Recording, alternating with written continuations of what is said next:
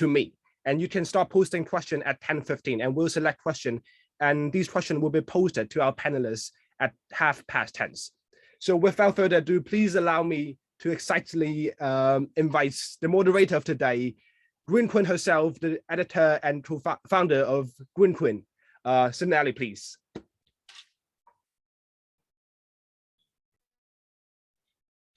I know Sonali is too excited to mute the mic before you start. Thanks. Hello, everyone. Good morning to everyone in Hong Kong, and good day to anyone else from joining us from around the world. This is such a huge honor for me. There are some people here that I have been reading and following and admiring for literally decades, and there are some newer people that I have been following for the past few years. And I think all four of our panelists are some of the most important human beings in the future of food conversation. So this is just truly such an honor and a privilege. And I'm gonna dive right in. I'm gonna start with Mark. Hi, Mark, how are you? Great to have you with us. Let's dive right in. What is your one big idea when it comes to kind of fixing the future of food? You know, it is a hard question, and I'm sure the other panelists feel the same way, because it's easy enough to say, here's a huge idea that will fix things, but it's completely impractical and there's no chance of it happening in the next 10 or 50 years. But at the same time, that question does not beg an answer of something that can be done in 20 minutes. So I like to say that it's always worth mentioning things that are easy. And a couple things that are easy are banning antibiotics, the routine use of antibiotics in the food supply, which is something in the United States that could be done easily and by proclamation, and could have been done 10 or 15 years ago, and there's plenty of evidence for it. Or regulating pesticides more effectively than they have done. But those would make huge differences. And they're big ideas in the sense that they're challenging. But the really big idea, I think, and something that has to be talked about more, and something that would be great if it got in front of our Congress, is regulating factory farming, regulating CAFOs. And there are a lot of reasons for this. They are polluting demons, environmentally destructive, greenhouse gas contributors of the first order, perhaps the single greatest contributor to greenhouse gas emissions after transportation. They're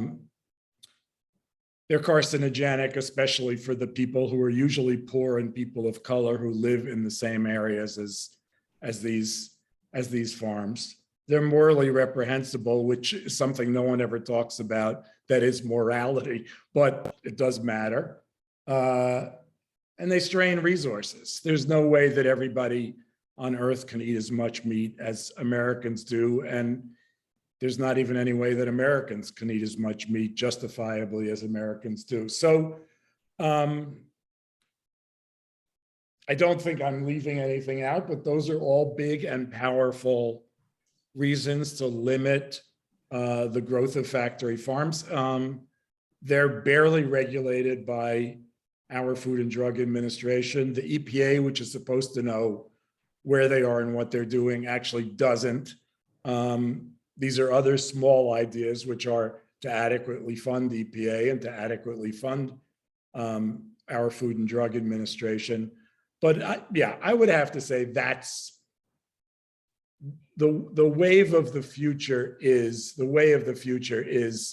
less factory farming if we want to even begin to approach a sustainable future in terms of food. I can't imagine anyone would disagree with that big idea, right? Yeah, it's not going to happen anytime soon. So. Well, I think that's that. Let's dig a little further there, because it is a big idea. It is an absolutely necessary idea. I think in the last 3 years, the connection between factory farms and climate change has, and the future of humanity's health, what with antibiotic resistance and just eating too much meat in general, has been, the case has really been made in a way that it wasn't a decade ago as much. I mean, in terms of the mainstream media, in terms of people really understanding that there is a link and that maybe reducing meat is important. But how realistic is it that regulation could come in to ban or end or mitigate factory farming, you know, given the big meat lobby and the way that the system is set up today? So everything that we're going to talk about is going to come down to one thing. And I'm really only equipped to talk about the United States. I mean, I can talk about the rest of the world a little bit, but it's only here that I know I can go into any kind of depth. But anything that anyone proposes here is going to ultimately rely on governments that are willing to regulate big business.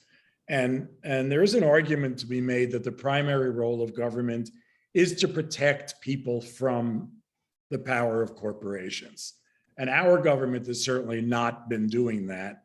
And it's certainly not only factory farming. We can look at many other areas and see examples where government is falling short in enacting regulations that will protect the majority of people in our country. So when you say how likely is it, I can say that if there were a vote in the Senate right now to restrict factory farming, it might get 10 out of 100 senators. In 5 years, it might get 20 out of 100 senators. And in 10 years, maybe it gets 30 or 40. So it's really important. These things should be happening now, and they should have been happening 10 years ago, just like regulations to reduce climate emissions. I mean, carbon emissions should have been happening 20 and 30 years ago, but they didn't. And there are two choices. There's a choice of saying, well, it's too late, we're giving up.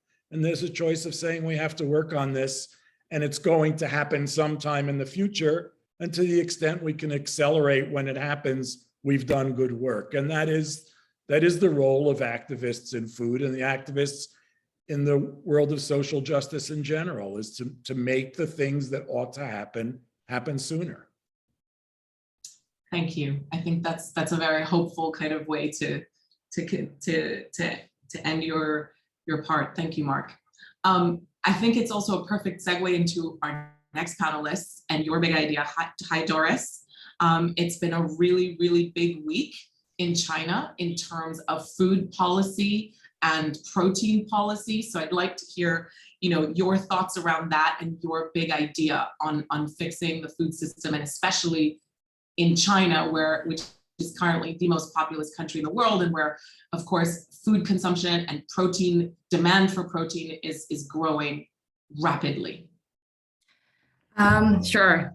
So it's great to continue after what Mark has just said, because Mark basically mentioned how the current way that we are producing protein is doing so much damage to the planet. And I think all the audience here must be aware of it.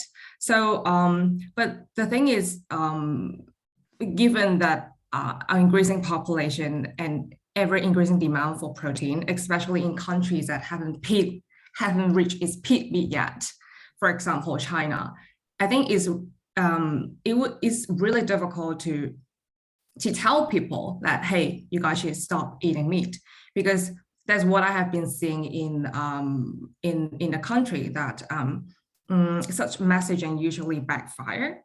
So I think the way it is, either people need more food and more protein. So either we provide them in a way that is more sustainable or do less harm to the planet, or we ask them not to eat it, right? There's no other way around that. So, but it is really difficult to say that there's one big recommendation to solve this issue. Like, it's really difficult when I think about it. But I think in general, I would just frame it this way. I think we have to move away from a system that relies so heavily on the conventional animal agriculture. That must be the way. But how do we do it? Like, if, for example, if we succeed in banning that, that'd be great. That'd be great. But if not, before that, I think we have to look for alternative way to produce these proteins that the population will have to consume, right? So, for example, me myself, I eat a plant-based diet, and I think for people who enjoy eating a plant-based diet, I think that is great. You can consume your protein not from meat sources. You can consume protein from other sources. But the thing is, I think a lot of people are not just satisfied with like eating a plant-based diet or haven't really seen the benefits of doing so yet. And I do think, for example, producing proteins for maybe specifically like meat, egg, and dairy, using more sustainable ways is really important, like in countries like China. So that's also one of the major work that I'm doing and I'm advocating for in mainland China right now. So you were just saying like, so President Xi was saying in a statement last weekend that basically to ensure China's food security, we need to look for sources that expand beyond traditional animal agriculture. We need to ask for protein from not just animals, but also plants and microorganisms. And I actually think it's not just speaking for China, it's also speaking for all the other countries in the world that are facing or that have seen increasing threats of food security that have been amplified by the global pandemic. So it is only natural that they're looking to increase or reduce the reliance on like import of food. So yeah, so I think especially for China, I really think that is the way to go, to develop alternative proteins, to move away from only relying like over 90% on this really unsustainable animal agriculture to produce the food for the nationals. Yeah. Absolutely. I mean, I think it's really hard to imagine a world where we just get rid of animal factory farms and then we don't have replacements for people who are, addicted to meat or culturally and status tied to meat, because it's just meat is today considered the apex of the human diet for various reasons, whether that's right or not. But what I want to also touch on with you is a lot of the new, admittedly, and limited research shows that Chinese customers and Asian customers tend to be more receptive to the idea of other formats of protein development, for example, fermentation or cellular agriculture. They tend to be more open to trying it compared to what we see in other Western, for example, markets. Why do you think that is? And what do you say to those who see alternative proteins as too reliant on technology or too processed, if you will? Well, wow. Okay. So I think in general, like Chinese consumers are by far one of the least like food neophobic group of people. So and as we know, like Chinese people are really curious on trying new things.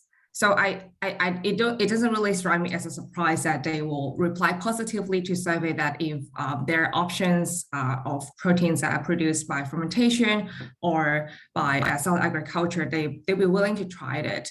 I think it was definitely because of cultural reasons. But I think we also have like unique challenges in China as well, because we have traditional mock meat. So it was something that had been existing for like many decades. So I have to say that we have really, really discerning taste. So we have really high expectation on this kind of products when it comes out. So it's not really easy to produce a product that is really fitting to the taste palette. And yeah, so you're saying that some people might find alternative protein like overly processed, or you were saying another adjective, sorry, apart from being overly processed. Overly technology. Overly tech heavy. Overly tech. Okay, overly tech heavy. Okay, yeah. Like techno-optimist view is sometimes put under the spotlight, right? Okay, so I think it sort of means different things for China as well. Like I do think, for example, first of all, that some say that plant-based meat is like too much processed. I really think sometimes when we talking about it, it only depends on what are we comparing against. Like, are we asking people who already eat a plant-based diet, whole food plant-based, to eat plant-based meat? I think it doesn't make sense at all. Like, if I do eat like a healthy raw food or plant-based diet, you can just stick to the way that it is. I think it's great. But I think when I look at the diet of, like, for example, first city citizens in China, there are a lot of like unhealthy processed in their diet, and I think just by substituting that part with protein that are made in a more sustainable way is already great. But I do think right now a lot of tech are really focused on just mimicking alternative protein in a way that they are really close to meat, because I think the first thing is just to get the buy-in from meat eaters. But the next will be maybe we can make the weight of production even more sustainable, and just source this more sustainably, and also make it more healthy. But I think it takes time. We wouldn't get there like, you know, in the first few years of like developing the alternative proteins. But I do think, for example, especially in China, in APEC, there are more consumers just like raising this concern. I don't know how it is in the US, but I do see more of like doubts and concerns here that we really like, some of the consumer feedback were like, we like the way that it tastes, but it seems that it could be more healthy. So I do think it is not something that is like contradictory. It could go hand in hand. So I would love to also see more products like that as well. Yeah. Absolutely. Thank you, Doris. And we are very much at the dawn of this kind of alternative protein movement. And it's much broader than I think a lot of critics maybe think. There, you know, we also have jackfruit meat and mushroom meat. And yeah, exactly. Other things like that. Yeah. Well, that is a good kind of segue into talking to Anna. Anna, I mean, if anyone can claim food system activist, pioneer, it's definitely you and your whole family. And one of the terms you've pioneered is this idea of agroecology. And so I'd really love to hear more about what your big idea is and how you see things, having just been writing about this and making these connections for decades. Yeah, well, hi everyone, and thank you, Sonali. Thank you all, and it's fun to be in this conversation. I feel like what I've been thinking about as I've been hearing everybody talk so far, you know, I think will sort of be a continuation of the conversation. As Mark said, you know, there is no one silver bullet idea that will fix it all, and of course, any big idea will be so complicated it might easily be brushed off as, well, that's impossible. But ultimately, I think that, as you said, Sonali, there's greater and greater understanding about the incredible urgency to, as rapidly as possible, fundamentally change our food systems and break them free from their dependence on fossil fuels. And one of the biggest ways in which our food system is dependent on what we know as this extractive industry is industrial factory farming. It's incredibly energy intensive. Of course, here in the United States, we know so much of our farmland is going to grow the feed, to feed the animals that are in confinement. We've, of course, all seen the terrible new study that just came out from researchers looking at the Amazon and noting that so much of the Amazon is actually tilting towards savanna at this point because of encroachment from grazing and feed crop production. So I think there's, you know, this real sense that, yes, this is a very key lever we absolutely need to pull, and we need to pull it as fast as we can and make progress. And Mark talked about the need to regulate this industry. Here in the United States, these operations are virtually unregulated. And so, you know, one big idea, as Mark said, is this idea of, you know, how do we actually create a regulatory framework to make an environment in which it's not profitable to produce meat in this way. It's simply economically impossible. But I think we face a lot of realistic real political barriers to doing that. And so I think another big idea that I'm seeing emerging, I'm really excited about, is how do we look at taking on this consolidated industry by taking away the financing for the development of new factory farming. So how do we actually look at stopping the spread of these operations around the world? And some colleagues of mine are part of a new campaign that just launched a couple months ago with activist organizations from around the world that was looking at inter-American development bank loans that were slated to go to one of the biggest meat companies in the world to bring online a new factory farm, essentially a $200 million loan. And these advocates said, look, you Inter-American Development Bank have made commitments to the environment. You've made commitments for sustainable development goals. And this loan you're about to greenlight is fundamentally in opposition to your commitments to SDGs, to the environment. And my colleagues who were part of this campaign, this was the first campaign of its kind, making this argument against this loan for factory farms. And they were said, of course, we did not presume we would win. And when I've talked to others about supporting it, I said, we have to understand this is a battle. We start it now, it'll take years. And Bloomberg just reported at the end of February that the Inter-American Development Bank pulled the loan for this project. So one way that we can take on this industry is through regulation. Another way that we take on this industry is through looking at the financing and thinking about the insurance sector that these companies need, affordable insurance to be able to keep doing business as is. How do we run campaigns that really makes it harder to do business as it is? So that's, I would say, one of my big ideas. The kind of follow-on thing I would say, kind of picking up what you were talking about, Doris, is I think that a very low-hanging fruit, even though it's what I'm going to say is not easy, but I feel like it is a low-hanging fruit, is to think about how do we marshal communications and messaging, popular education, our dietary guidelines to help certainly people in this country understand that we on average are consuming twice as much protein as we need. And so just bringing our diets in alignment with what is nutritionally good for us would mean automatically cutting demand for meat in this country by half if we were to educate people, in such a way to do this. I don't presume it's easy, but I think it's a really important low-hanging fruit.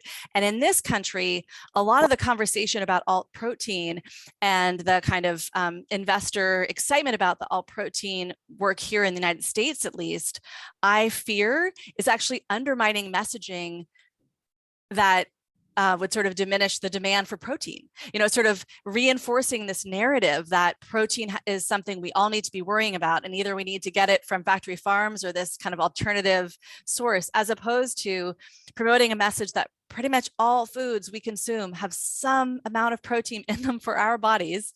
And certainly a plant-centered diet one can consume without having to, be obsessed with where your protein is going to come from. So I think there's a low-hanging fruit around a messaging and marketing and really kind of taking on the misinformation from the meat industry about just how much we need their products.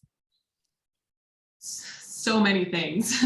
I love everything you're saying. There seems to me to be a theme in everything you're saying, which is kind of citizen activism. Because what you said about going to the funders and trying to get them to not fund factory farms is akin to kind of getting mutual funds to stop putting oil companies in their baskets, right? And so there's this kind of, you got to go to where the money is. And I think it's never been easier than today to do that because of tools like social media and the fact that the world has become flat, and the fact that we do have this kind of activist Generation Z and to some extent millennials that are willing to kind of call companies to task.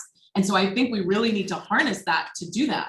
But your point about protein is a brilliant one, and one that does not get enough airtime, but it is one that kind of changes the narrative on the global food system. Because on one hand, our global food system is intrinsically connected, but on the other hand, protein consumption per capita is not the totally same. imbalanced. Yeah. And so this is where we need to kind of localize the messaging per country systems, and we can't just have one message. And I do agree that the alternative protein sector could do more to kind of localize that. And I have to say, a lot of the messaging for the alternative protein sector in Asia is very different, because we have unique challenges. Don't forget that in Asia, we have food safety challenges that a lot of American consumers, rightly or not, do not think about.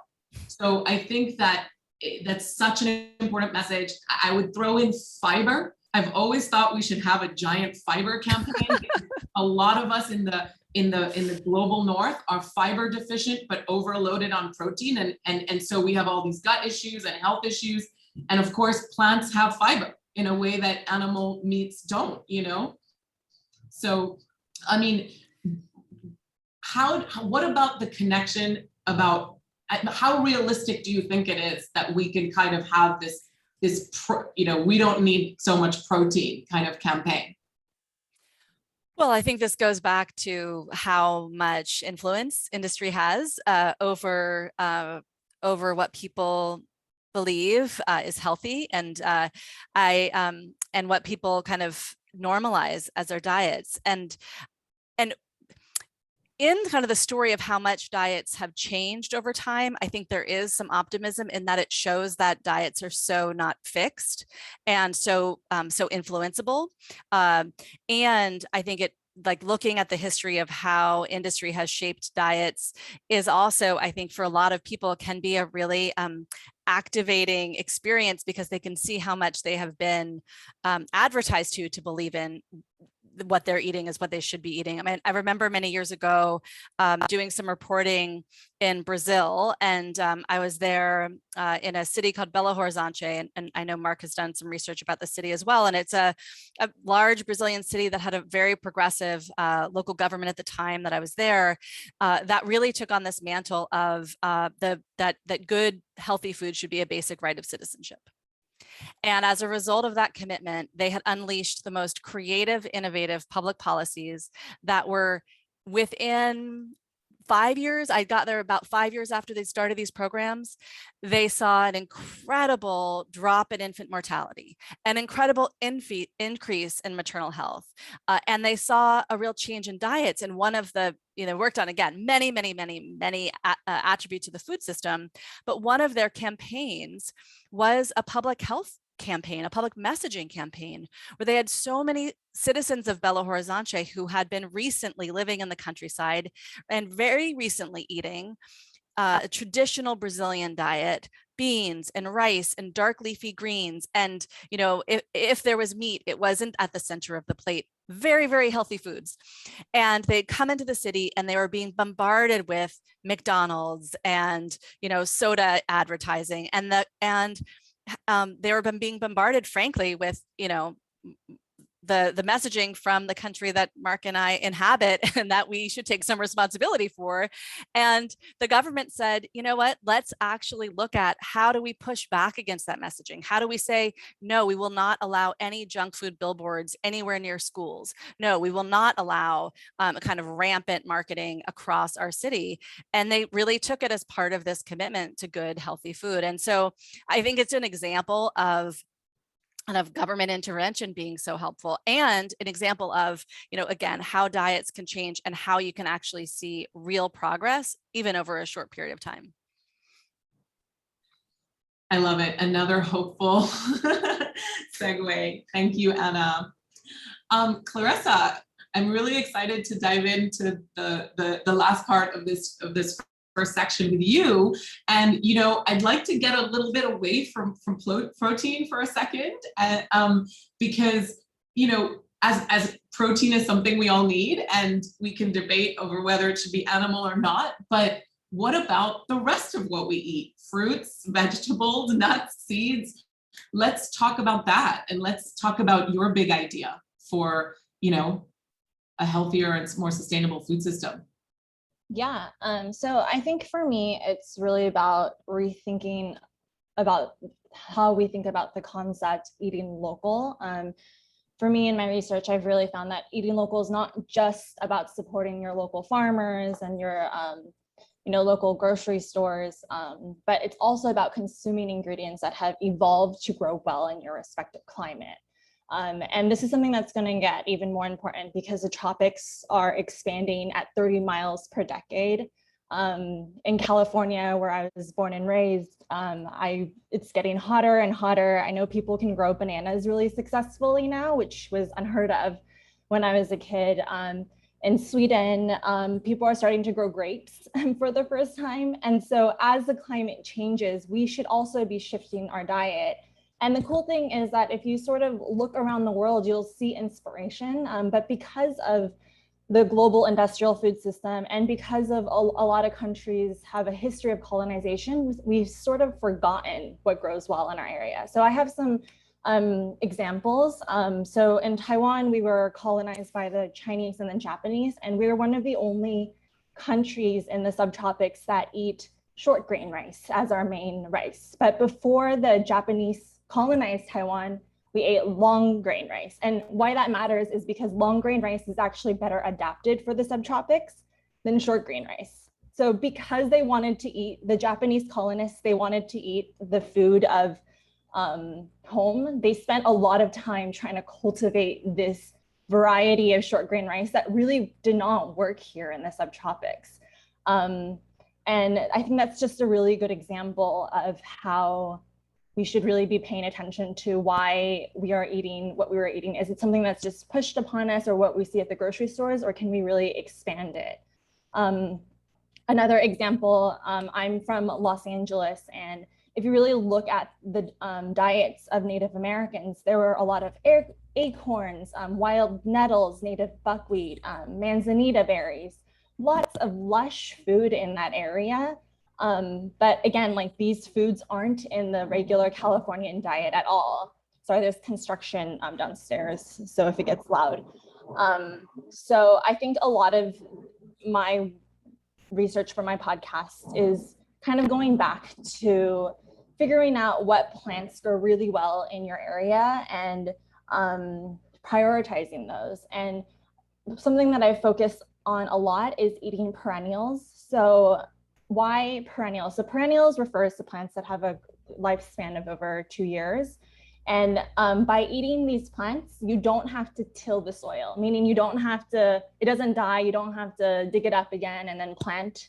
And on a small garden basis, that doesn't really matter. But if you think from an industrial large farming scale, tilling, basically what it does is it removes carbon from the soil and releases it into the air in the form of carbon dioxide. So it really does contribute to carbon emissions. So if we had more perennials, plants that you don't have to keep on digging up, that would really help store or keep carbon into the ground. And again, a lot of countries or like a lot of communities do that. So in my podcast that I have, I've pinpointed some amazing plants that I think are often overlooked because they just don't make it into mainstream media. So for example, the breadfruit tree, it produces 2,000 pounds of fruit each season, which is incredible. And it's rich in carbs and fiber, and you can make it into, people have made it into pasta. You can eat it kind of similar to a potato. It's really sweet too. Another one is the sweet potato. So in North America, where I'm from, we eat a lot of potatoes, obviously, but the sweet potato has a growing range from sea level all the way to 9,800 feet. So, you know, in higher altitude parts of America, why aren't we prioritizing the sweet potato more? And then my last point, my second to last point, I have a lot of them, is nitrogen fixing plants, legumes. And this is something I really love because nitrogen fixing plants basically take nitrogen from the air and it fixes it into the soil. And this is something that traditional communities have been doing for centuries. You know, they'll rotate their crops with these legumes.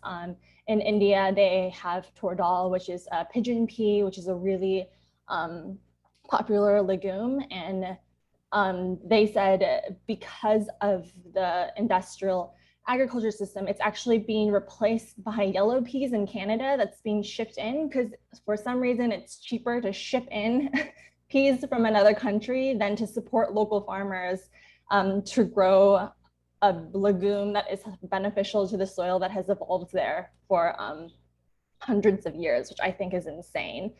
And yeah, and then my last point is utilizing the space that we have. This isn't really applied to Hong Kong or Taiwan because we don't have that much space. So we do have to get creative. But actually on that point, if you think about ancient Chinese agricultural systems, they did a lot of terraces, which utilize space. But in America, like grass is the single largest irrigated crop in America because of all the lawns that we have. So instead of having lawns, if we grew edible plants on our lawns, and it doesn't have to be something you eat all the time, but there's, you know, what you can have like mugwort, or you could have nettles, or there's all dandelions, that's edible. So if we just sort of rethink the way we see food and see that there is food everywhere you are in the world, where you are locally, but we don't eat it because we have sort of been trained to like go to our grocery store and see what's in the shelves, and that's what our diet is. But if you really look around you, you will see that there are crops that are wild or that have been domesticated but forgotten about, that are better adapted to your climate, can feed you. And if you grow them or if you eat them, it's just all in all better for the environment. Thanks, Clarissa. That was a lot of excellent and important ideas. But I am gonna challenge you on the idea of scale, because I think that's what a lot of critics, rightly or wrongly, would say, right? They would say that right now we need to feed billions of people, and these kind of methods and ideas are maybe small scale. So how do we go towards a world where perennial plants are large scale, and where we don't have to import cheaper yellow peas to India, which has a plethora of legumes that are native to their own land? Yeah, and unfortunately, I don't think we can with our current system because of how much we consume, because of the amount of demand. And I think some of the other panelists were talking about this earlier, like just the system is set up so that these ideas don't work on a large scale. And that's unfortunate. Which lever would you pull if you had, pardon? What do you mean by lever? Like, which system lever would you pull to change things? I mean, do you think this can only be also, do you agree with Mark about how it's regulation? Do you see potential in Anna's view that we use kind of citizen activism? How do you, where do you think the biggest change happen here? I think all the points are valid. I think regulation is one of the things that will create change the fastest. Citizen activism makes people, you know, get their marbles in order. And I think my philosophy sort of just extends to smaller communities, and just is more of a self thing, and helping people rethink the way they consume, and not wanting more. Like, I want this exotic thing from across the world, or I want grapes imported from Okinawa, etc. It's really valuing what you have in your systems, and I think that can create a domino effect where local growers will start to prioritize what's in their area. This isn't something that a huge industrial factory can take on and scale, because the very concept of this is not scalable, and these concepts are from indigenous communities, and they were able to do it because there weren't that many people in the world. But I think if you take that spirit and into your local communities, into your local food gardens, that could really make a difference. Or even just changing the way you have your lawns, you know, getting rid of grass and putting things that grow well. I think change really does start from the individual. My philosophy won't solve the huge problem in an instant, but it will solve, what your family can have access to. And I think with this, you'll be less reliant on the grocery store. I took a permaculture design course in Costa Rica 5 years ago, and I lived with a couple, and they had 9 acres of land, which is a lot for one couple, but they were able to produce all of their own food within that area, and for their students as well. So I've seen systems where it is possible, and it does take a lot of land, and not everyone can do it, but I think it is a starting point if your local neighborhood can start thinking about these points.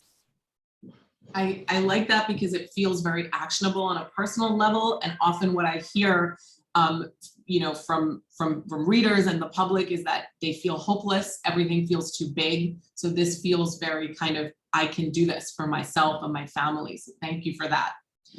Yeah, and sorry.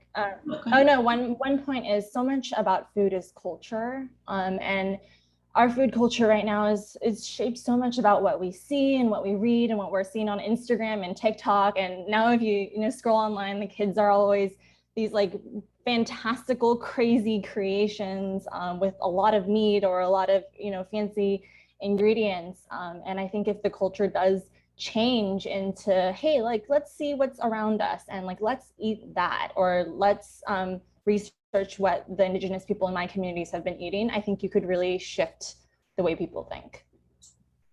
Absolutely. So moving into the second part of the event is a little bit of a unique kind of format, is that I'd really like each of you to kind of engage with one of the other panelists on one of their ideas and kind of start a discussion. So if you don't mind, Mark, we'll start with you. Which of these inspiring ladies would you like to kind of go further into detail with about their big idea? Well, Anna and I are so much on the same page in so many things that it's not worth us talking to each other. So I would engage with Clarissa and just say, I think you're totally on the right track. One or two things you omitted that I think would make your argument stronger, and I'm interested in seeing it being stronger, is that if you grow local food and you concentrate on not only on perennials, but legumes, as you said, and whole grains especially, because this goes to something Anna said, one of our messaging problems is that we call animals protein. And as Anna said, there's protein in just about every food, and we get more protein than we need anyway. But the two most important sources of protein and of calories in the world are legumes and whole grains. We are feeding those legumes and whole grains mostly to animals and mostly to make junk food. To the extent that we grow grains locally, we're decreasing the ability to ultra process those grains and make junk food. We're decreasing the ability for those grains and legumes to go to feed animals. So there's a way in which it all kind of ties together. If you grow locally, if you process locally, if you eat food that's more close to natural food, if you feed animals less of that food, if you turn less of that food into junk food, we have a healthier population, and we are contributing less to climate change, demanding less of our soil, using less of our land. So I'm really just trying to build on what you, Clarissa, were saying.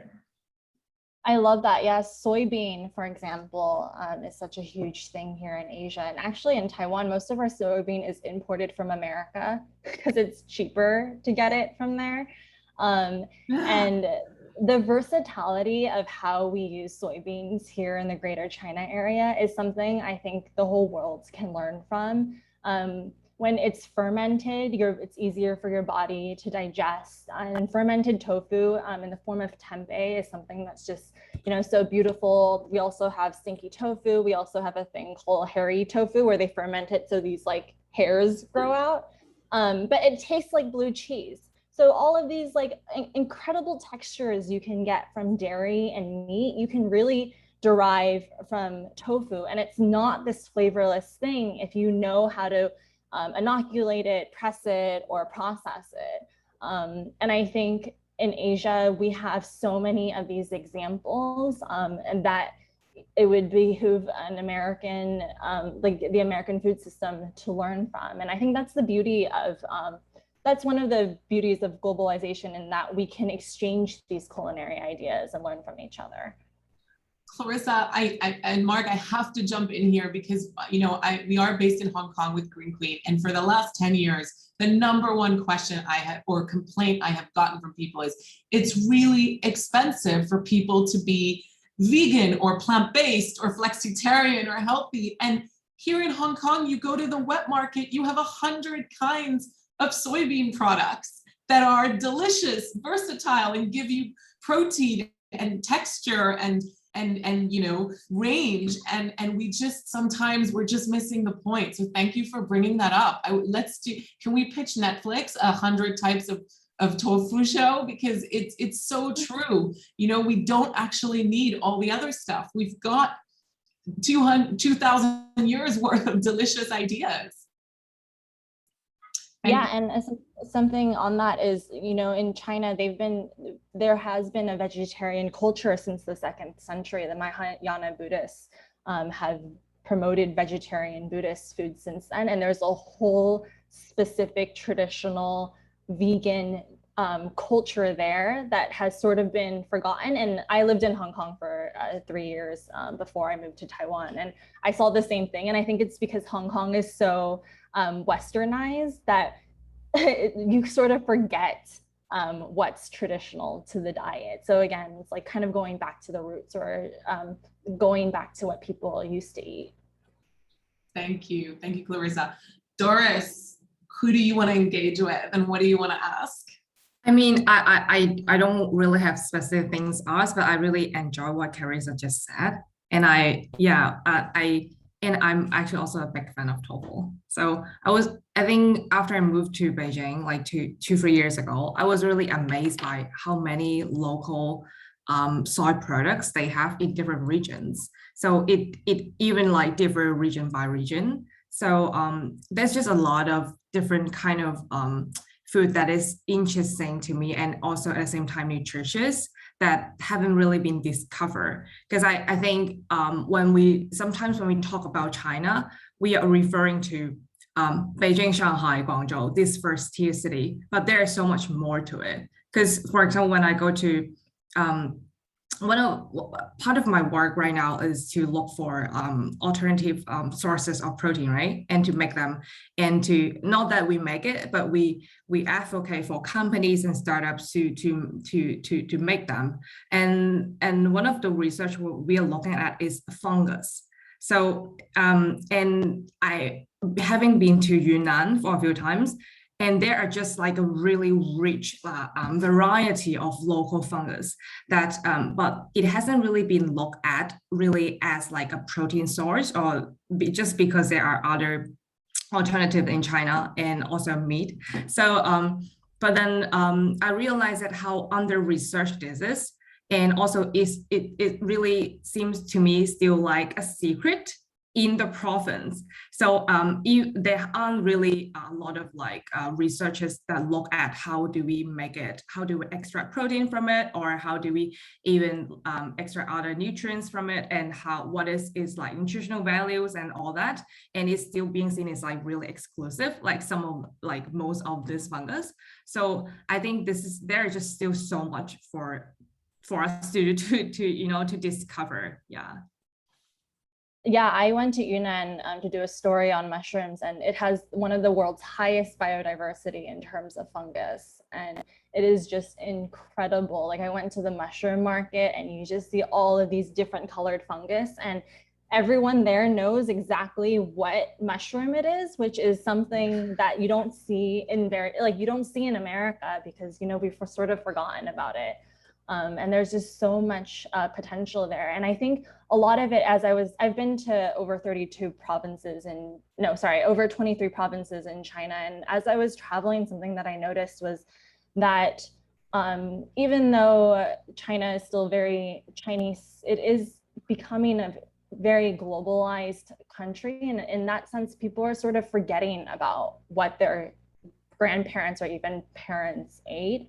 And they're sort of taking inspiration from, you know, the movies and the media that they get. So their grocery stores look very similar to a grocery store in Los Angeles. And I think that's kind of happening around the world because the North American culture, the Western culture is sort of the dominant global culture. And as a result, you sort of lose these traditional knowledge.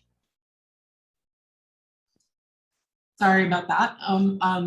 My noise. But thank you, Clarissa. I'm half French, and when you're saying this, what it makes me think about is how, you know, the French have this wonderful kind of very nationalist way to protect their food culture and their terroir, which is a word that really doesn't have an English equivalent. And I think that it makes me feel that more countries should have this, because it's sort of a source of great pride for French people, you know, that, you know, their cheese or that this wine or this type of food is only specific to this region, and it kind of elevates the local communities and the agricultures that are part of that mission. So, you know, that's definitely something that we need more of in Asia, like a protecting of, you know, you guys talked a lot about China, but, you know, in India, there's something like 40 types of legumes, you know, and it's one of the reasons why Indians have one of the highest consumptions per capita of fiber. And we just, you know, as you've all said, we're losing that variety and that climate resiliency of the crops, right? Because obviously the local crops are better suited to the environments, as you said, Clarissa. Anna, I'm going to throw you in there. Who do you have a question for? What do you want to dig further on? Great. Well, I have a question for Doris, but I just wanted to say, as you were talking about this, like celebration of the incredible diversity of local foods, I was remembering my experience of the first time I lived in France for a while, and I remember going to the grocery store for the first time in Paris and getting to the cheese aisle, you know, having grown up in the United States. And I was just like completely blown away by the incredible, you know, amount of cheese, all from France, of course. But what this conversation was also reminding me of was a research trip I took to India. We went to meet with activists that were working on really celebrating traditional Indian foods, trying to revive and bring back these indigenous foods that had been so denigrated by you know, the sort of US companies trying to come into that market, and had just been so kind of pushed to the sidelines. And I went to this, happened to arrive in Delhi on the day that this group was having an annual cooling drinks festival, and it was their celebratory attempt to push back against the encroachment of Coca-Cola and Pepsi in their community there. And they had so many different drinks that were rhododendron drinks, and drinks made from rice, and drinks made from other kind of edible flowers, and all kinds of like the most amazing flavors I'd ever tasted. And these were drinks that were traditionally used as like having a cooling effect for people who are drinking them. And they're really healthy and very hydrating, and the antithesis of drinking a Coke or drinking a Pepsi. And so you all are just getting me thinking about these moments and the incredible joy and celebratory nature of what it is like to reclaim these foods and bring them back. So I love it. So Doris, my question for you, it kind of pulls us back to the conversation that went, you know, really that Mark was starting with, but talking about the incredible impact of factory farming, seeing the United States as a cautionary tale of what will happen to your diets, to your health, to your air quality, water quality, you name it, with you know, a heavy investment in the factory farm system. And I'm curious, what really for you to share, like what's happening, what are you seeing happening where you are in terms of, is there better regulation there? Is there more of a sense of looking at what has happened, say in the United States, and saying, you know, we will not do that because we see how terrible it is? You know, are you seeing some yeah, I would just love to hear what you're seeing in terms of whether it's coming from policymakers or consumer activists. I'd just be so curious. I know I was looking at the last numbers of the data on the export markets for the animal feed being grown in Brazil. So much of it is destined to China and to, destined to export markets. So I'm just curious. I'd love to hear you talk more about what you're seeing there. Sure. I mean, one thing that sets China different than the US and Brazil is I do think, for example, a lot of let's say the feed for animals, they export largely the feed for animals from Brazil, right? And also the meat that they are, for example, beef they're consuming. So I think large part of it is that these courses are being externalized. Right. So this is the first thing. The second thing is I think the level of really, like, let's say, environmentalism and awareness to these issues are not, it's only start to sort of like spark in the recent years, and maybe the recent decade, let's say. So sometimes when I read comments on like any sort of like campaigns or messagings or even articles, they saying, oh, this is the environmental impact on the meat industry and animal agriculture. And I just think that there, of course, there are like a small group of people that are like understanding it or aware of it or even will act on it. But I think like still a large part of the population is like, what, I think this is like a global issue, but we don't really eat as much meat as like people in the West. So they will like, okay, so just let me finish my bite of meat first. This is really what I'm seeing like most of the time. So I do think a part of it has like sort of like national sentiment in it as well. So it's really, really difficult like to even talk about it sometimes in the public.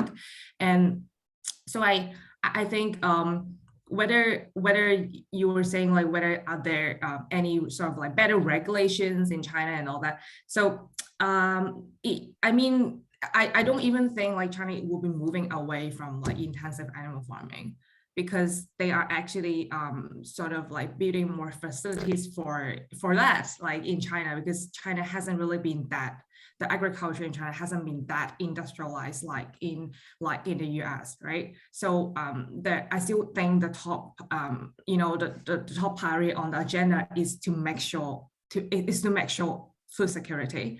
So that's why they are like looking at any sort of ways that can produce enough food and proteins for the people. And that's why they are talking about diversifying the protein source. So I still think, it's not great, and but I think it's something that would definitely take time. And I honestly, I can't really imagine that if we only have a system that, we only rely on the intensive animal agriculture, how can we achieve the climate targets that we are so ambitious about, right? So I think at a point it will all make sense, but not at this moment. So, and to be honest, I think China is also really, really complex, because there are different like policy priorities, and it's also super massive and huge.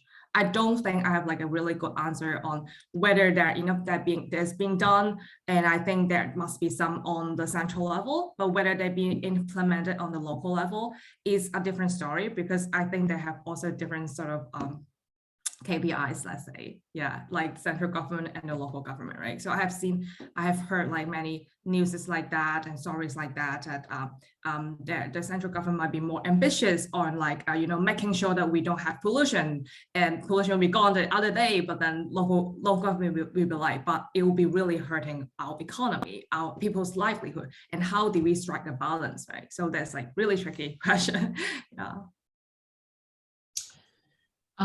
Thank you so much. So interesting. Yeah, go ahead, Sonali. Yeah, Doris is definitely our boots on our ears in the ground. I mean, there's nothing she doesn't know. It's such a different market than anywhere else. And I think it's really important to understand that we can't apply the same lessons.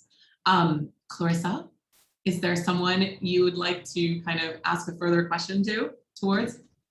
Yeah, mine is for Mark. So we've talked a lot about factory farms and ending factory farms. And I'm curious because I hear this question pop up online every now and then. Do you think sustainable meat farming is possible? Some people think that's a little bit oxymoronic, like it's not even possible. But there are, holistic grazing systems, et cetera. Like, what are your thoughts on that? And I do think that animals can be a part of a sustainable agroecological farming system. I think we see examples of that. They're small, but I think that to think that you can do that and have everybody on Earth eat 100 kilos of meat a year is just that's incongruous. For people to see meat as a treat, as a garnish, as a side of the plate thing, as something that maybe you have a little bit every day, or maybe you have a couple times a week. I think that's what's going to happen. It has to happen in the long run. And the question is really, how do we get there? It could well be that 100 years from now, no one's eating meat.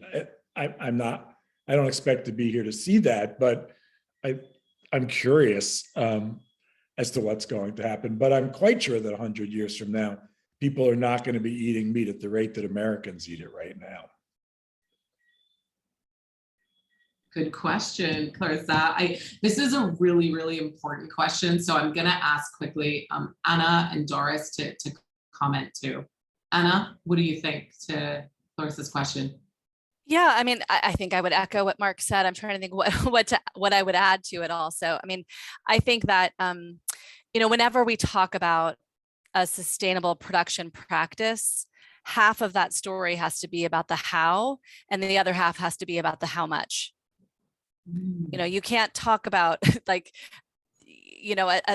Mark's saying, like I have seen with my own eyes, I've seen how, yes, animals can be integrated onto farms, but no, that it doesn't mean we could possibly consume as much meat as we're eating in this country, as Mark said. Or another issue that I've been tracking is the incredible environmental and climate cost of palm oil, for instance, which has become the most widely traded vegetable oil in the world. And you have a lot of companies now saying, well, we're growing it sustainably. Well, your practice on the acres you're working on might be sustainable, but the level at which palm oil is now being consumed is not. So unless we're constantly having those two sides of the sustainability conversation together, we're not actually talking about a sustainability solution. So agreeing with Mark, just adding that little bit to it. No, very important addition. How and how much? I think that's such an important framing. Doris, last words before we open it up to audience questions. Okay. So I would just echo Anna's point, because I think we can of course talk about it like theoretically, but I think nothing in the world is theory right now. So for example, when we talked about like, oh, we want to move away from system where we rely on animal agriculture, right? So does it mean that we don't like we think there shouldn't be any people that is relying on animal to feed themselves? No, because for example, people in Inner Mongolia, do we expect them to just like not raise their cattle and eat them, because that is actually the only sustainable way for them to survive there? But I think it isn't really up to us to say, hey, you know what the system should look like for everyone. I think it's like totally not just to say that. So yeah, so it always depends on like how much and also who are we talking about and where, right? And I don't think there is one thing that fits all. So yeah. Absolutely. We must not make the mistakes of colonialism, and we must not prescribe. We must go from the ground up. We must listen to indigenous and traditional knowledge. Great, great ending message. Thank you, Doris. And thank you all. So far, it's just been such an outstanding discussion. I think everyone in the world should be listening to this recording to get up to date on what the future of food should look like. We have the audience questions opened up. So I'm going to hand it over to one of the students to ask the question, the first question. So thanks, Sonali. Thanks so much. Let me introduce the question. So in the spirit of partnership with universities in Hong Kong, we reached out to Chinese University, and they offer Asia's first plant-based studies course. And we found a student in that course this semester who wants to kick off our Q&A with a question. So I'd like to hand over to Felix Zhe from Chinese U. Yes, hello. Go ahead, Felix.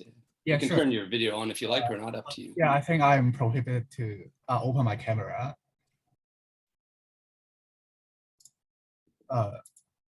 Yeah, sure. Hello. Hi. I would like to thank, first of all, the City University of Hong Kong to provide such an opportunity for me to sit in this seminar, and also all the speakers and moderators for your insightful discussion. So indeed, I agree that overconsumption is really one of the major concerns in the world, and through developing various solutions such as like alternate proteins mentioned by Anna, or more ethical meat production introduced by Mark and other, for example, diet change, etc., could really help to create a more prosperous future for our planet. And this benefit will in turn going back to ourselves as humans. For example, we got improved health, etc. But sadly, as mentioned by many of the speakers, that the system is likely to be designed to give rise to a thought called short-termism, because, for example, like the salaries of the corporate executive are tied to shares, while the whole corporate governance system is driven to serve the interests of shareholders, which money could be their money, and short-term money could be one of their major concerns. So do you think that other than like all of your ideas that are great, and it really highlights how we can enjoy wealth and enjoy well-being in a sustainable, in a long-term manner. But do you think that we should also highlight the short-term benefits to the society, like how the public at large could gain benefit so-called immediately or in relatively short period of time by engaging in like plant-based diets or reduce meat consumption, etc. And how should we highlight these short-term benefits to the public? So this is my question. Thank you.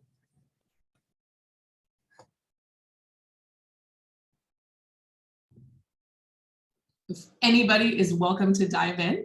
That's a big question, obviously, changing the dominant economic system, but let's dive in. Anybody want to jump in? Doris, were you? Yeah, I can. Yeah, I like how this. I like where this like question is heading. Yeah, yeah. So, I mean, I do find myself in this dilemma when like working in China, and as long as. So when, for example, when people are talking about like promoting, for example, like a plant-based diet in China, and there are different kind of like messaging or arguments that you can use for it, right? You can talk about how it's great for the environment, how it's great for the animals and all that. But at the same time, you see how the people's awareness isn't really there yet. So if you use this kind of messaging, they might not be, so attracted to trying out these diets. So there are other courses that we would say that it's not that altruistic. So it's not really like benefiting like people like anyone other than just myself. For example, health reasons, right? Oh, it's more healthy for you, all that. But then I mean, we do talk about it a lot in, I think, in the plant-based movement. Oh, like, should we use altruistic reason or should we use like more selfish reasons, right? But then I think in the end of the day, if you only appeal to using selfish reasons, that like they might not even like stick in this diet for a long time, because that, like, to be honest, there's so many different kind of ways that you can stay healthy in a diet, right? So I think, for example, plant-based diet or eating sustainably, we shouldn't only use like one single course to promote it, right? really something that has many different kind of like positive impacts and also negative impact, because I think any action of us do have positive impact and negative impact, but it's really up to like individuals to learn about like the impact of their own action, and they have to weigh the pros and cons. So in the end of the day, the easiest way is just like Carissa said, like not really thinking much about like systematic change, but like for people to like think about what the hell they're eating and what kind of impact it's bringing to us. But sadly, it's really difficult. I think it's really difficult because if everyone is doing that, we don't have that much of a problem right now, right? But I think a lot of people aren't really thinking about that enough yet. So yeah. So sorry, I'm not sure if I even answered to your question, but that's what I really think. Yeah. Well, if I could jump in, I like, I think that I loved your question. And I think what you were saying, Doris, gets to that kind of the short-termism or the individual. And I think another piece of the question is, how do we deal with the nature of corporations being determined by also a short-termism? So how do we make these kinds of changes in the supply chain actually be of benefit in the short term to food companies or food distributors? And I'll just give you an example.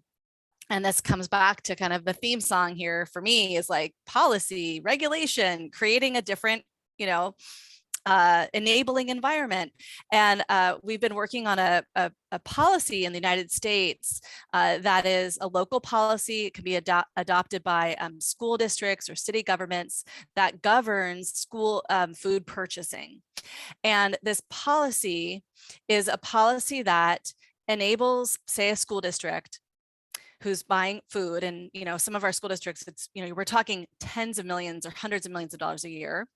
It enables them to not just say to this food company, okay, I want the cheapest price, but say to these food companies, actually, we have a set of values here in our community, a value of animal welfare, a value of the environment, a value of our health, a value of local economies, a value to workers. And we want you to show us that you value that too. And if you do that, you'll actually do better in the bidding process. And we might come to you with this contract. And I met a food service distributor who was working with the Los Angeles School District when this policy passed. This guy was very short-termism before this policy passed. He told me he'd never thought about these big questions about food. And once this policy passed, he actually was like, wait, I want to know, like, where is my wheat coming from? Well, it turns out it was being grown by being grown with chemicals in the Midwest, far away from California. And he said, wait a second, what if I got California growers to grow wheat with less pesticides? Be better for the students, it would be better for the school district, and it'd be better for the local economy. And that's exactly what he did. And ultimately, actually, this guy is now deeply altruistic. I mean, this now has become actually like a big part of how he thinks of his own sense of self. But his initial desire to do it was total, just classic business short-termism, right? He wanted the contract with the school district because the school district changed the policy. It changed his calculations, which changed his supply chain. So it's another piece of it, because I think, Doris, what you were saying was important too. How do we think about the individual mindset and their own short-termism? And then how do we think about breaking corporations out of a short-termism that can undermine our sustainability goals? Thank you, Anna. I mean, I also think, just to underline both of your points, that we do forget, because we are such a capitalist, economics driven society, that human beings do actually get a lot of value and meaning from engaging with their community at a deeper level. I don't think that we're all just consumers. We're also humans, and we're also social, and we want to feel valued and needed and connected. So that is one of the questions that I'm gonna continue with. So we have a couple of really good questions, which is, the question is, how best can we maximize the positive impact regarding changing diets, farming practicing, processing, and trade? Should we use more of a stick approach, or a carrot approach. So stick being like bans, taxes, financial covenants, or a carrot approach, which would be subsidies, grants, cheaper loans, insurance. And I think this is a great follow-on from the question that we just covered, and kind of this tension between long-term and short-term, and our want to be engaged, and just our economic motivations. So does anyone want to dive in? Carrot or stick? Mark, please go ahead. There's no reason to choose. We should use every means at our disposal to try to make healthier food that's less destructive to the planet. I mean, whatever works. And we don't know exactly what works. So to go back to what Clarissa said an hour ago, we're not going to take the industrial food system and convert it to a sustainable, regenerative, largely plant-based, et cetera, food system overnight. We have to try many, many things. I think it's a mistake to focus only on personal behavior change, because I do think that most people know that a good diet simply means less junk food, more plants, fewer animal products. I mean, put that together however you want. That is the message. That's what every traditional diet has told us. So how do we get to that place? And I don't think there's a reason to limit the things that we try. We should be trying better labeling that encourages kids to eat better. We should obviously be trying better purchasing policies, as Anna was just saying. But we should also look at the fact that we are subsidizing a system that's destructive, that doesn't count external costs, that's causing a public health crisis that's growing worldwide. And we are, by not reining in the power of corporations, we're encouraging that to happen. This is as much a supply issue as anything else, more a supply issue than a demand issue.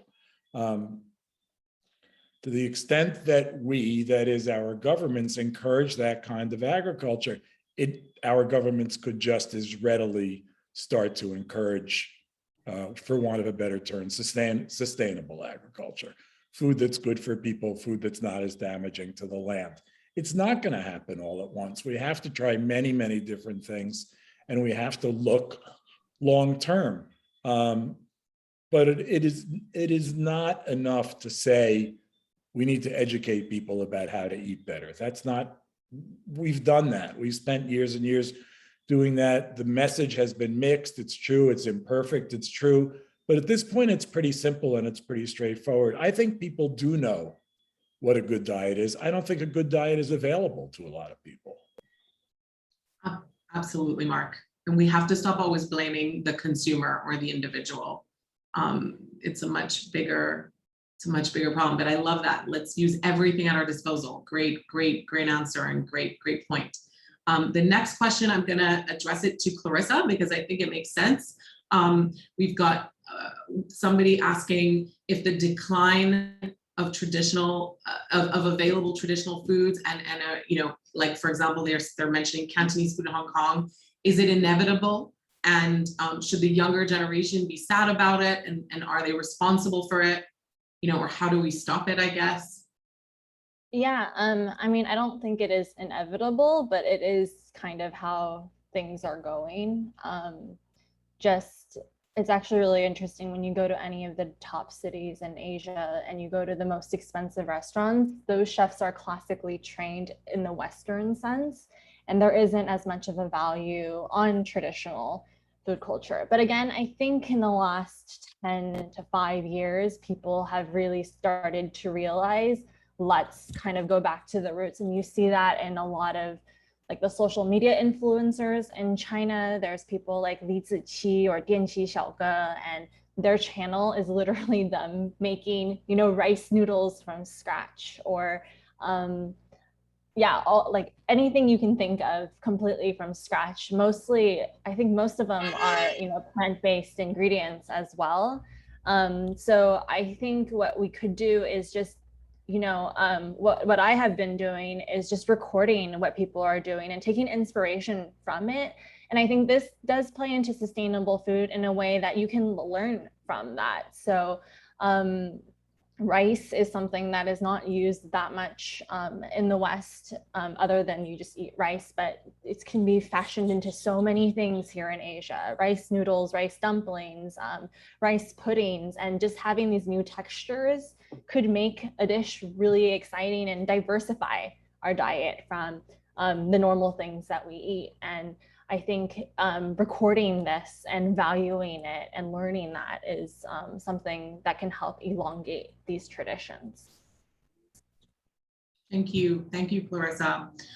We've got another question around the food shortage potential due to the current war in Ukraine regarding wheat and sunflower oil. Obviously, Ukraine is often referred to as the breadbasket of Europe. What do you think will be the impact on food sustainability practices in the long term, and will the situation with the war lead to more onshoring? Who wants to answer that one?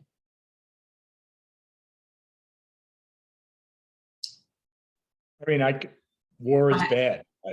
You know, war makes things difficult, and the solutions are diplomatic. I wouldn't be surprised if it was a bad thing for the global food chain, but no one here is arguing in favor of war or is arguing that war isn't destructive. So I don't know how it is addressed in the short term, but it's like we're all equally powerless here.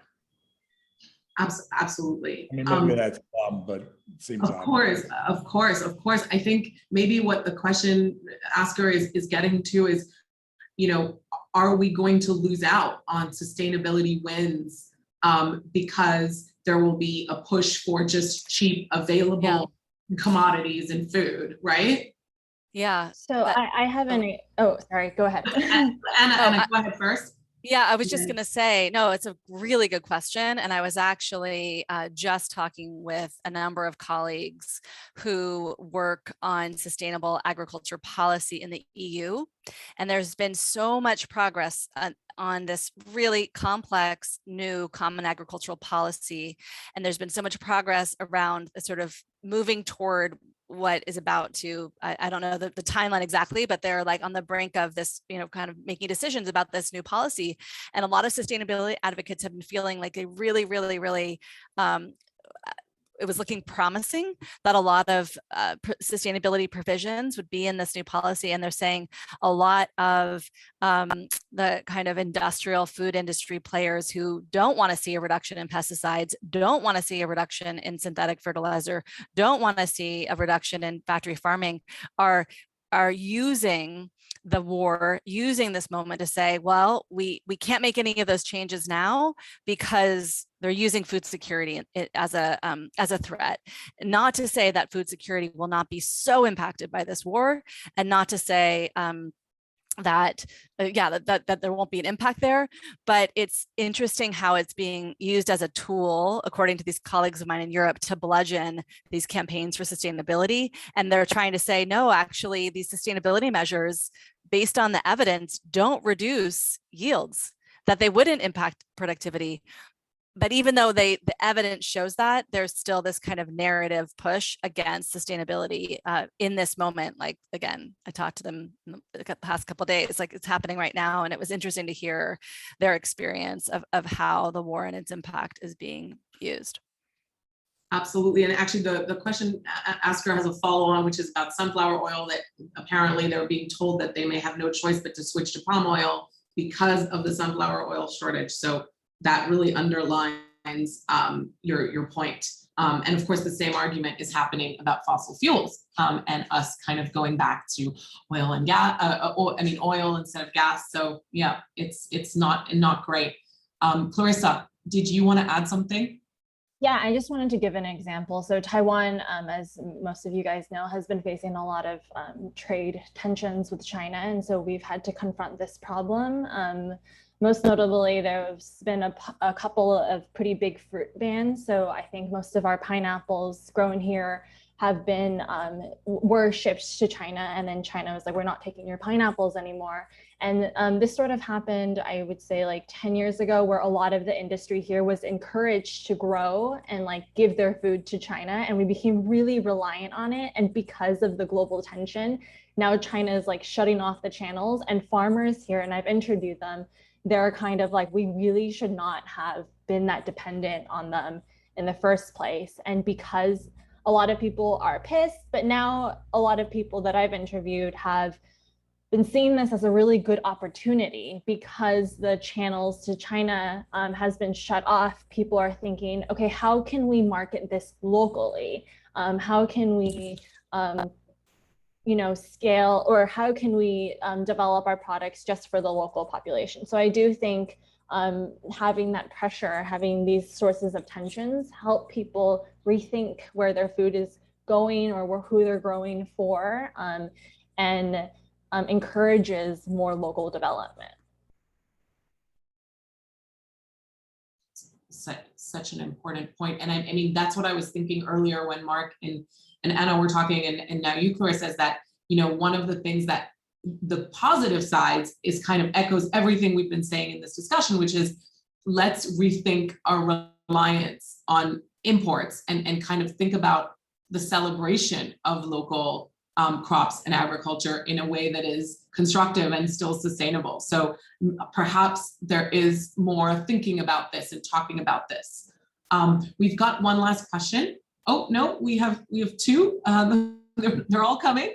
Let me quickly do. There's one about GM. Is GM food an option for the future of sustainable global food supply? And a follow on about sustainable fishery. Who wants to tackle the GM question?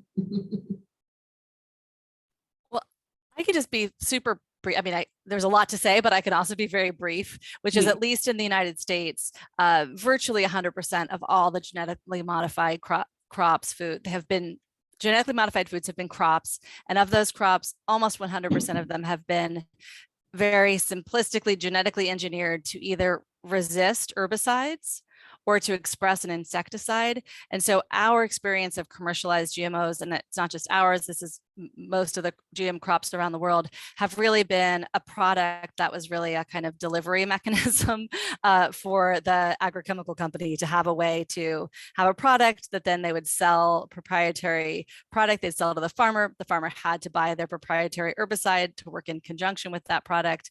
And what we've seen in countries that have taken on GM crops is a huge spike in herbicide use. And now, frighteningly so, we're seeing a whole new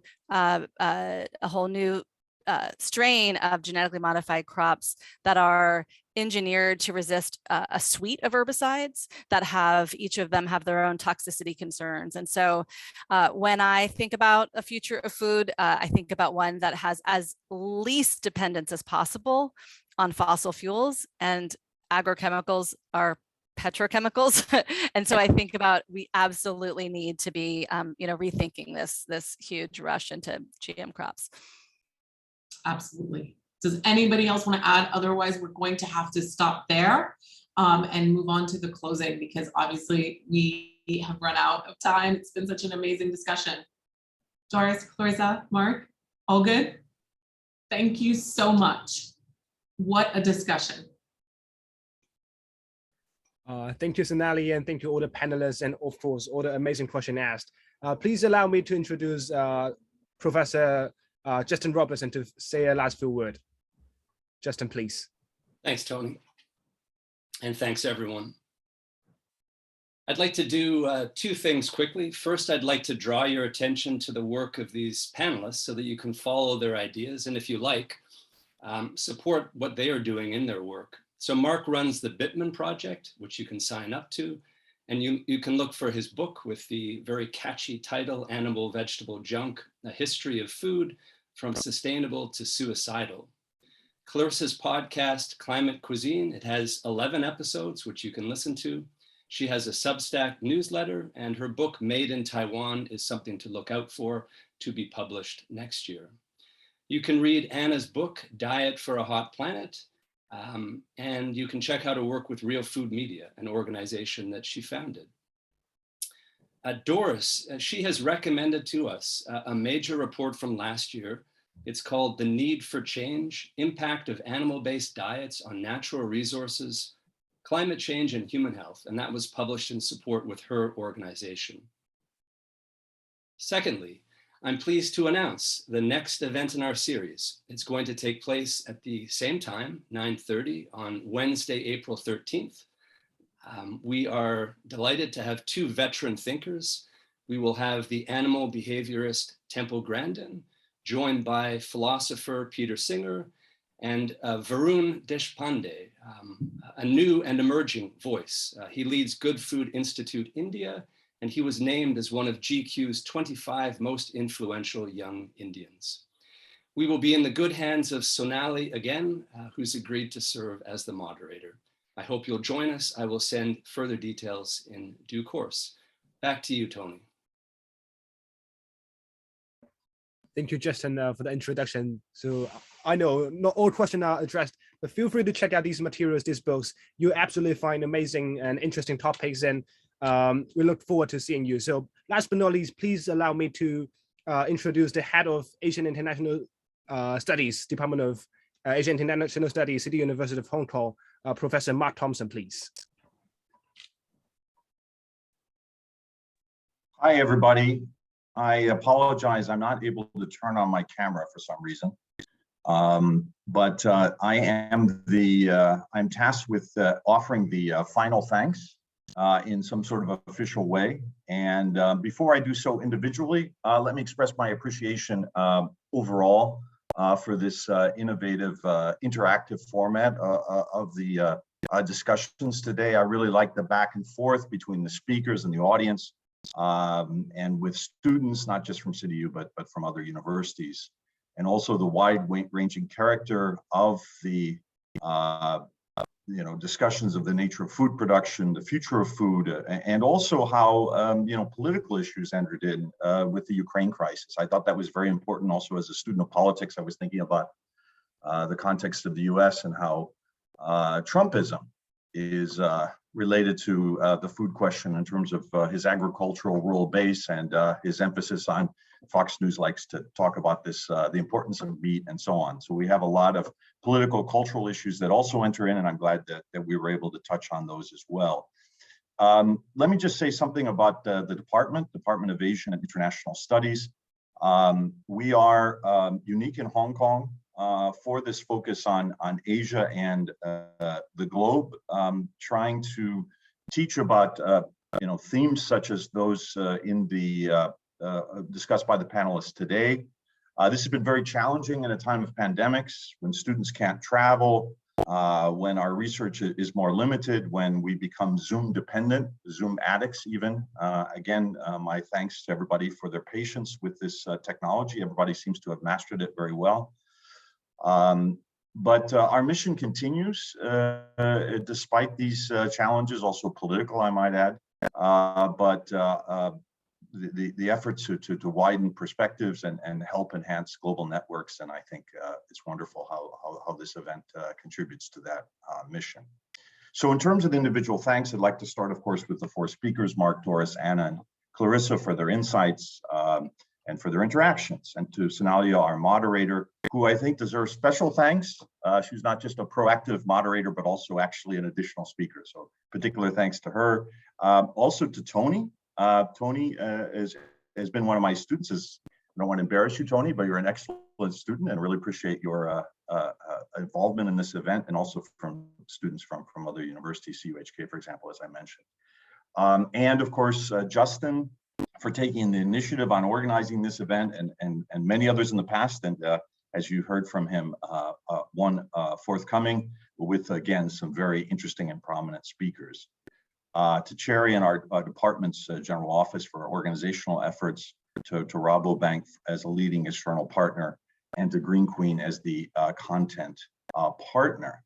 So I will check again whether my camera can be turned on, and I think it finally did get on. So here I am. Again, thank you all very, very much. It was a very enlightening session, and I look forward to further discussions. Also, for those in the audience, please join us for these future discussions, same time, same place, just a different date. So please keep that in mind, and we look forward to having you again, and spread the word as well, please, to your friends and colleagues about such events. So I'll turn back over to you, Tony. Thanks, Professor Mark Thompson. So it's just toward this event an end. So hope everybody has a nice time, and see you guys again very soon. Bye, everybody. Thank you all so much. Thank you. Thank you, everyone. And to you, Anna, and all Thank you. Thank you. Bye, guys. Thank you.